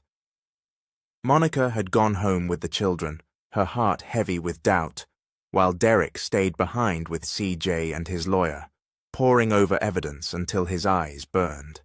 The photographs haunted him. Forged or not, they had shaken Monica. He could still see the look in her eyes, the old pain resurfacing, the fragile trust crumbling. He had sworn to himself that he would never let her hurt like that again. And now, unless he found undeniable proof, Victor's poison would win. The next morning, Derek sat at CJ's cramped apartment, papers strewn across the table. These photos, Victor timed them perfectly. He knew Monica would break if he could make her question me. CJ rubbed his temples. "Yeah, but doctored photos can be disproved. Problem is, you need someone who can trace them back to him." Derek's mind raced. Then he remembered. Evelyn Cho. She used to work in cybersecurity for Carter Innovations. If anyone can prove tampering, it's her. CJ raised a brow. She left the company when Victor took over. You think she'll help? She left because of him. If she hates him even half as much as I do, she'll help. Evelyn's small office smelled of coffee and metal, servers humming softly around her. She was older than Derek remembered, with streaks of grey in her hair and sharp, knowing eyes. "You've got nerve showing up here," she said, arms crossed. "Everyone thought you were dead." "Not dead," Derek replied, "just silenced, and I need your help to prove it." He slid the photographs across her desk. Evelyn studied them, her lips tightening. "Victor's handiwork. Amateur hour, really. He's sloppy because he thinks no one will question him." Her fingers flew across the keyboard, pulling metadata from the files, tracing IP addresses, cross-referencing timestamps. Within an hour, she looked up, her eyes gleaming. These images were manipulated. And guess where the editing was done? A server tied directly to one of Victor's shell companies. "It's all here." Relief surged through Derek, nearly buckling his knees. Can you testify? Evelyn smiled grimly. Gladly. Back at the apartment, Monica folded laundry mechanically, her mind far from the simple task. The triplets played quietly in the living room, sensing her mood.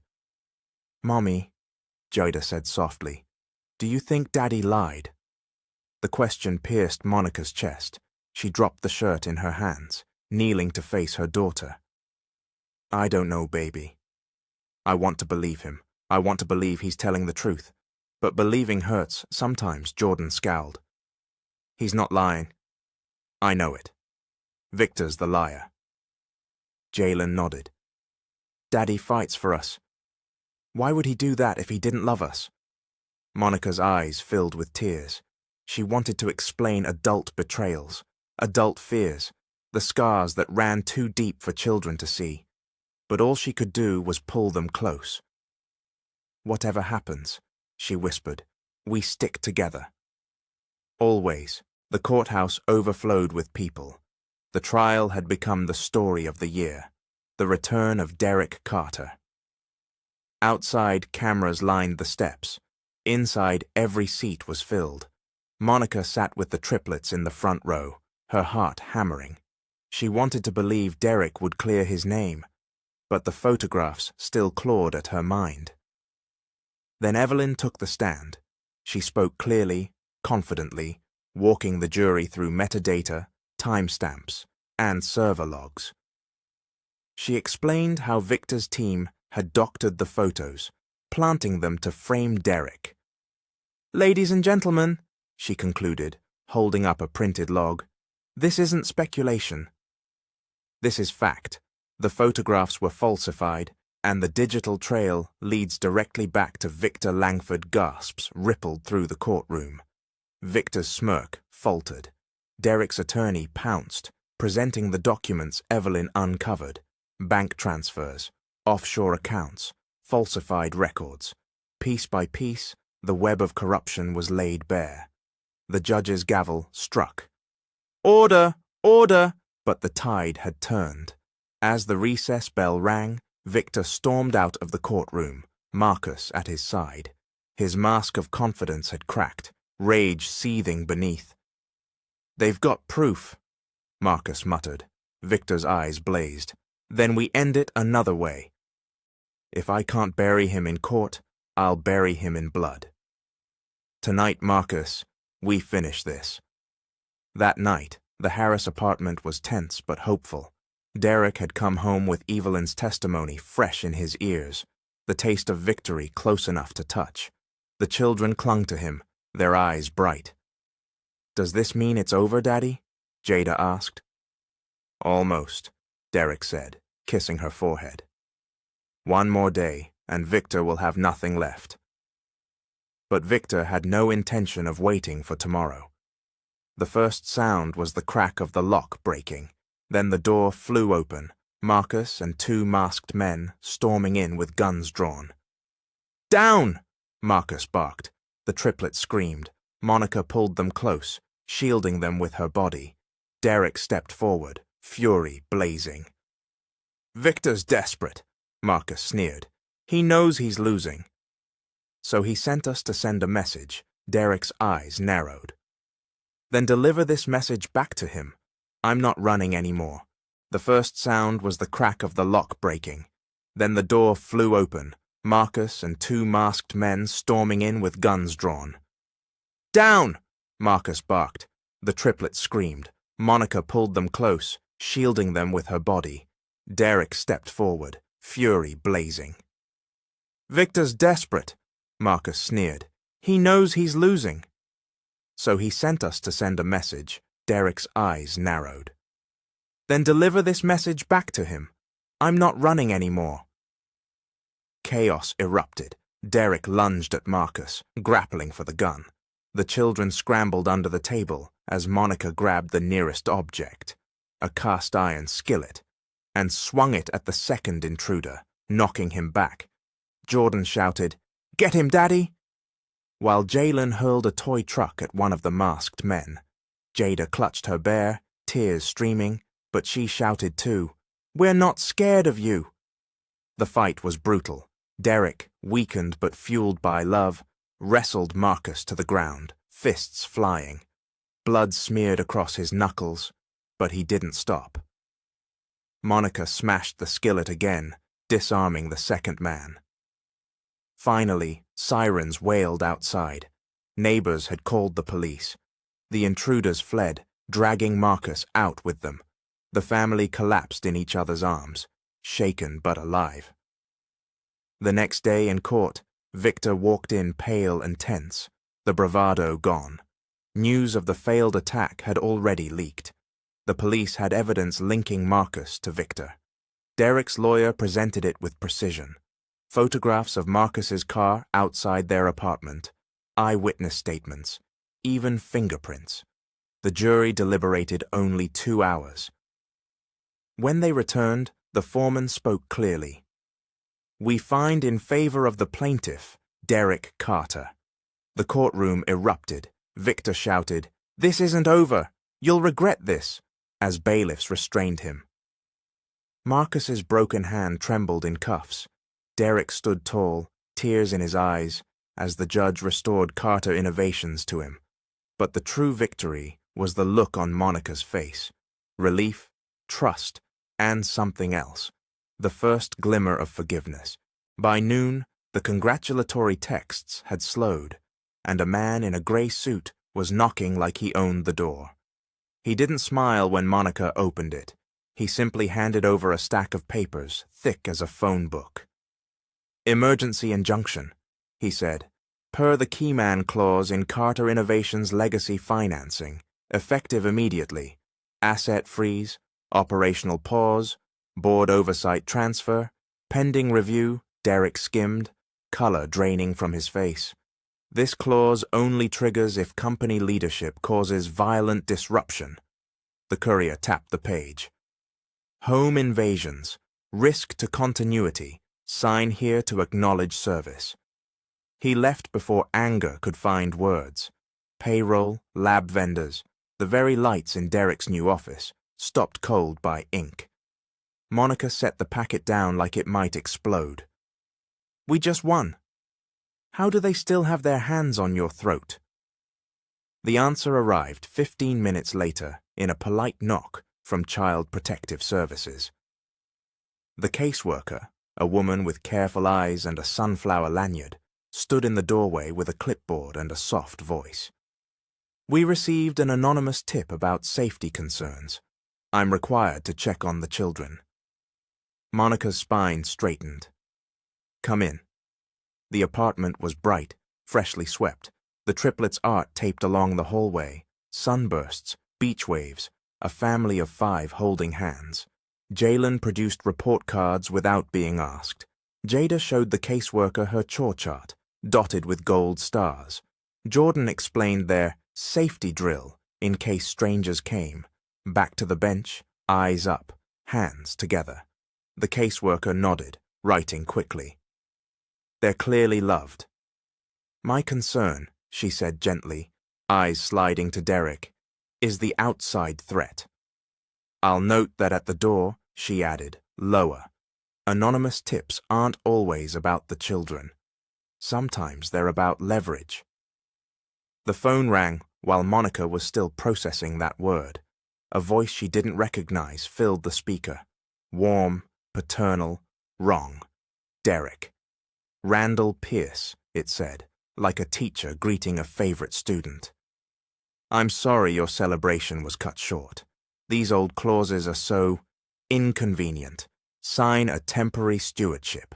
I'll lift the freeze, stabilize operations, and keep those little ones safe from the spotlight." Derek's jaw worked. "You hid this clause, then staged the conditions to trip it." "A founder's passion makes him careless," Pierce said pleasantly. "Be a father. Let someone steadier steer." The line went dead. Silence hummed. "That wasn't Victor," Monica said. "That was the man Victor answered to." "Pierce funded our earliest round," Derek said, voice flat. "He could hide a kill switch in the paperwork and sleep like a baby." At county lockup, Marcus had the shakes when CJ visited. His fingers, still splintered, tapped the table. Pierce paid for the fake janitor at the school, he rasped. Pierce ordered the photos. Victor was loud. Pierce is quiet, he swallowed. I'll talk, for protection. Back at Evelyn Cho's cramped office, servers thrummed like summer cicadas. She mapped Derek's network on the wall with string and markers, then stopped cold at a line of code buried in an old repo. There, she said, a server-side deadman script. If control changes hands or your account goes dark, core patents auto-license to shell companies. See the callback domain? It pings a private VPN that geolocates to a co-working loft Pierce rents under a dummy. So even if I agree to his stewardship, he strips the crown jewels, Derek said. Unless he admits it, Evelyn replied, eyes bright. On the record. Monica looked from the code to the children's drawings on Evelyn's corkboard, Jada's beach, Jalen's towers, Jordan's bold block letters, family. She exhaled. Then we make him say it. Not in an alley. In the open, with witnesses. CJ pulled an old file from his bag, a tiny recorder from a board retreat years back. Pierce's voice crackled through static. Founders are replaceable. Control is architecture. It wasn't a confession, but it was a fingerprint. Evelyn texted a name to a federal contact she trusted. Limited wire authorization. Might be possible if the meeting was public and the bait clean. We need a place that's bright, crowded, supervised, Monica said, thinking fast. The community gala at the school on Saturday. I'm already a volunteer. Teachers, parents, daylight. No shadows to hide in. Derek nodded slowly. We send Pierce stewardship papers. Watermarked, tracked. Invite him to finalize terms for the children's safety. He'll bring the threat he always uses. He'll bring help, Monica said. So will we. That night they practiced with the triplets at the kitchen table, not with fear, but with focus. If anyone reaches for you, Monica said, tapping the diagram, what's the drill? Back to the bench, eyes up, hands together, the children chorused, voices steady. Derek looked at them like they were the bravest people he'd ever seen. On Saturday, he told Monica quietly, we end it. She took his hand and didn't pull away. On Saturday, she said, we do it right. Saturday arrived wrapped in sunlight. Colorful pennants fluttered above the school lawn, tables glittered with bake sale foil, and music drifted easy from a Bluetooth speaker. Monica moved through the bustle in a bright volunteer tee, clipboard in one hand, the other never far from the triplets. Jalen, Jordan, and Joda rehearsed their short poem beside the stage, sneakers bouncing on clean concrete. Everything about the day said safe. Evelyn brushed past with a tote bag that looked ordinary and wasn't. Inside were the warrant papers, the tiny transmitter, and the stewardship packet, watermarked and tracked. She touched Derek's sleeve, subtle. Mike's live. If he brags, it's ours. CJ lingered near the lemonade stand in a baseball cap, his phone camera tucked against a stack of cups, board allies spaced like harmless parents across the lawn. 2 quiet agents, summer casual, sunglasses, no drama, chatted by the raffle table. Pierce arrived without hurry, as if he'd been invited to bless a ribbon cutting. Crisp suit, smooth smile, a fond grandfather visiting the fair. His eyes assessed the scene and returned to Derek, indulgent. You chose quite the venue. Crowded. Bright, Monica said, stepping up beside Derek. Exactly the kind of place a protector would appreciate. Pierce's smile flickered. He accepted the manila envelope Derek offered, weighed it like a prize. You're making a wise decision. We'll say it's a temporary stewardship for continuity and... His voice softened, stage whisper gentle. For the children's safety, of course. Read it, Derek said. All terms inside. Pierce opened the packet. Evelyn, 3 tables away, watched his phone's screen light bloom in her tracker app. The watermark pinged. A second ping. His VPN handshaking with the shell network she'd mapped. Her thumb hovered above capture and didn't press. Not yet. "Before I sign," Pierce murmured, still wearing the benevolent mask, "you'll sign mine." He slid a slim folder from his briefcase, the gloss of a courthouse seal catching clean noon sun. "A temporary guardianship petition, purely precautionary. If online chatter grows dangerous, it gives me discretion to relocate the children, pause public appearances." Monica's smile didn't reach her eyes. "Relocate whose children?" Pierce leaned closer, voice so mild it curdled. "Do you truly want CPS cycling through your living room again?" One phone call turns sunlight into interrogation. Let adults carry the hard parts. The mic under the table took every word like a gift. Evelyn's app flashed. Live audio. Logging. She glanced toward the agents. One adjusted his sunglasses and gave the faintest nod. On stage, the MC tapped the mic. "Next, a poem from—" The triplets stepped into the shade of the canopy, bright-eyed. Their first line floated warm across the crowd. "Family is hands we hold, not hands we fear." Movement to the left. A maintenance shirt. A familiar, wrong face. The janitor from the school doors glided out of the traffic by the tetherball pole, too smooth for a man hauling a mop. He cut a line toward the stage, eyes set, not on the microphone, but on the children. Monica didn't think. She acted. 2 fingers to her lips, 1 sharp whistle, the practiced blast the teachers knew. Chairs scraped back. A mesh of adults drew in, forming a soft wall, a circle collapsing without panic. Jalen grabbed his sibling's wrists.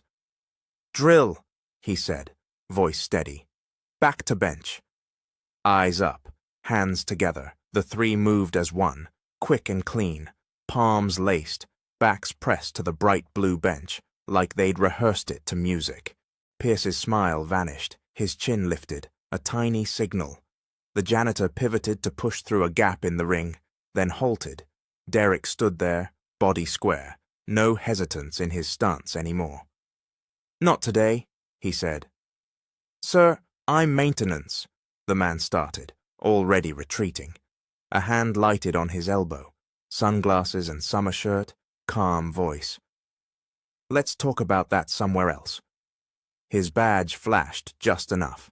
The second agent was already at Pierce's shoulder. Pierce tried to recover the veneer. "Is this theatrics? Mr. Carter, really?" "Tell me about the dead man script," Derek said evenly. "Tell me how you wired my company to bleed into your shells if I ceded control." Evelyn's phone trembled in her fingers. Pierce's laugh was quiet and careless. "Control is architecture. Your patents were never yours. They were assets stewarded wisely when you could not. You're emotional. That makes you weak. I designed it so people like you don't crash empires." "Like you designed the CPS tip?" Monica asked, her voice steady as a metronome. "And the injunction trap? And a kidnap attempt in daylight?" "Don't be dramatic," Pierce said, dismissive, and finally, careless. "Pressure creates compliance. You're compliant now." The nearest agent didn't smile. "Mr. Pierce, we're going to need your phone." The briefcase came next. The polite hands weren't gentle, but they weren't cruel. They were thorough. Evelyn's app chimed as the seized device bled the same credentials she'd traced all week. CJ lifted his camera, took one clean photo of a man blinking against a glare he couldn't dim. Marcus, thinner and paler, appeared at the edge of the crowd, with a detective and a bandage he hadn't had yesterday.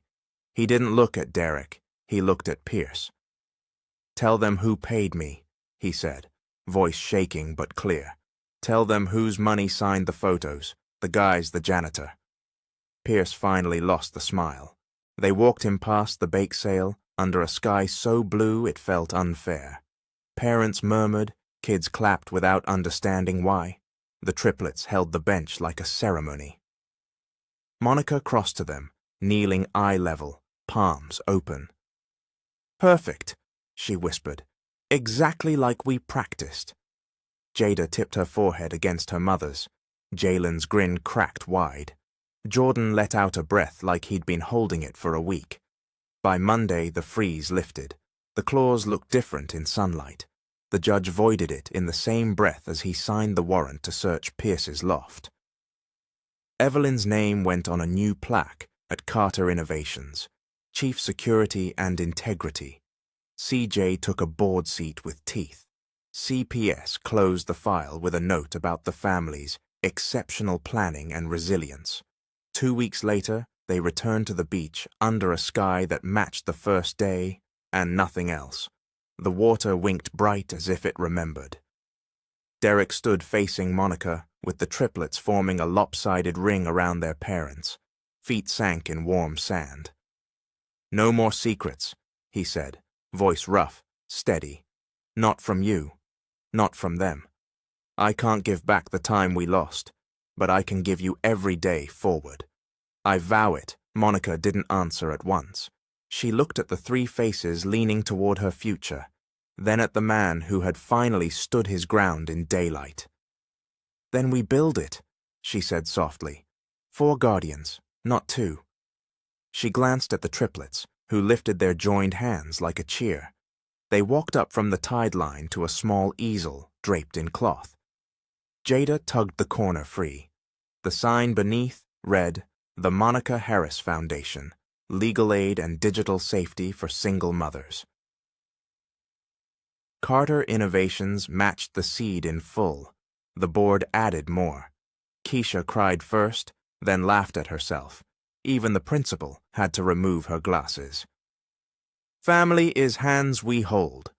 The triplets finished their poem up the sand, sunlight catching their braids and lashes, and hands that hold us back from fear. When they sprinted into the foam, Derek chased them, splashing. Monica followed, clothes be damned, laughter lifting into the bright, forgiving air. The season didn't end with a door slamming or an engine idling under a broken streetlight. It ended with water warm around their ankles, voices high, and the easy terror of being happy again. Justice had been public. Love, however, was theirs.